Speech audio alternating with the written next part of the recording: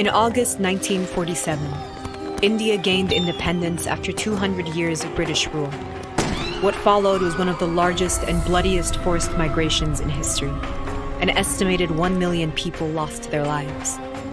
Before British colonization, the Indian subcontinent was a patchwork of regional kingdoms known as princely states, populated by Hindus, Muslims, Sikhs, Jains, Buddhists, Christians, Parsis, and Jews.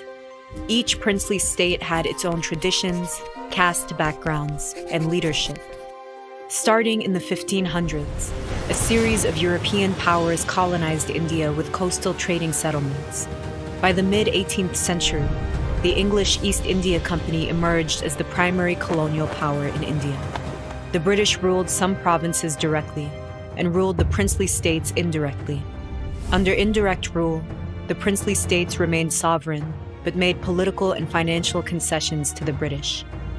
In the 19th century, the British began to categorize Indians by religious identity, a gross simplification of the communities in India.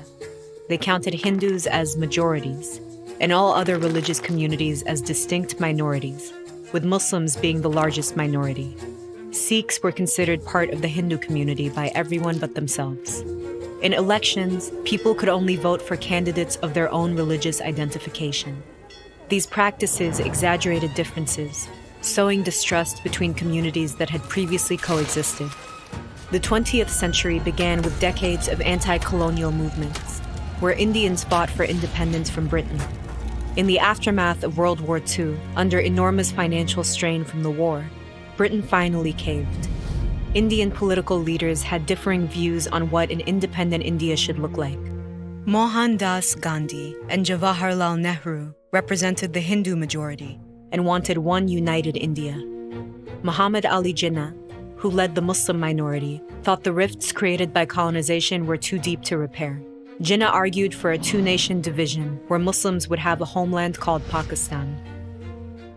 Following riots in 1946 and 1947, the British expedited their retreat, planning Indian independence behind closed doors.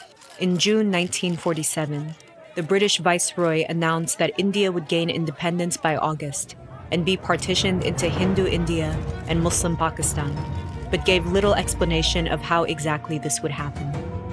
Using outdated maps, inaccurate census numbers, and minimal knowledge of the land, in a mere 5 weeks the Boundary Committee drew a border, dividing 3 provinces under direct British rule: Bengal, Punjab, and Assam.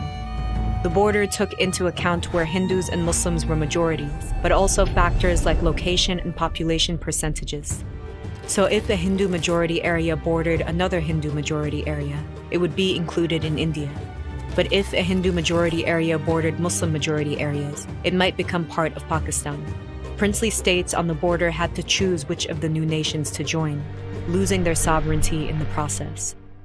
While the Boundary Committee worked on the new map, Hindus and Muslims began moving to areas where they thought they'd be a part of the religious majority, but they couldn't be sure. Families divided themselves. Fearing sexual violence, parents sent young daughters and wives to regions they perceived to be safe. The new map wasn't revealed until August 17, 1947, 2 days after independence. The provinces of Punjab and Bengal became the geographically separated East and West Pakistan. The rest became Hindu-majority India. In a period of 2 years, millions of Hindus and Sikhs living in Pakistan left for India, while Muslims living in India fled villages where their families had lived for centuries. The cities of Lahore, Delhi, Calcutta, Dhaka, and Karachi emptied of old residents and filled with refugees. In the power vacuum British forces left behind, radicalized militias and local groups massacred migrants. Much of the violence occurred in Punjab, and women bore the brunt of it, suffering rape and mutilation. Around 100,000 women were kidnapped and forced to marry their captors. The problems created by partition went far beyond this immediate deadly aftermath. Many families who made temporary moves became permanently displaced, and borders continued to be disputed. In 1971, East Pakistan seceded and became the new country of Bangladesh. Meanwhile, the Hindu ruler of Kashmir decided to join India. a decision that was to be finalized by a public referendum of the majority Muslim population. That referendum still hasn't happened as of 2020, and India and Pakistan have been warring over Kashmir since 1947. More than 70 years later, the legacies of the partition remain clear in the subcontinent, in its new political formations, and in the memories of divided families.